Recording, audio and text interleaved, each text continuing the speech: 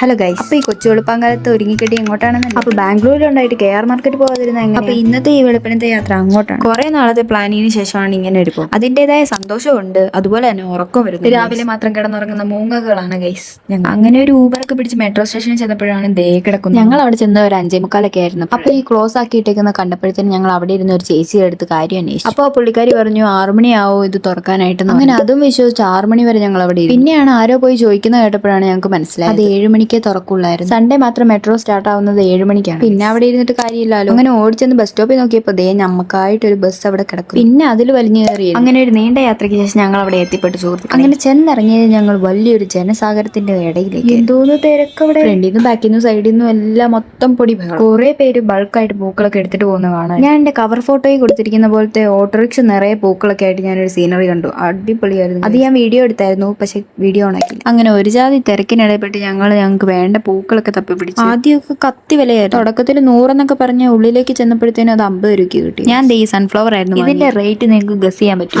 ഇത് കൊള്ളാം. സെൻകിസ്റ്റ്. ഓ, കണ്ണടിച്ചു പോകുന്നു പണ്ടാരി. ഇനി സ്വല്പം മ്യൂസിക്കാവാം.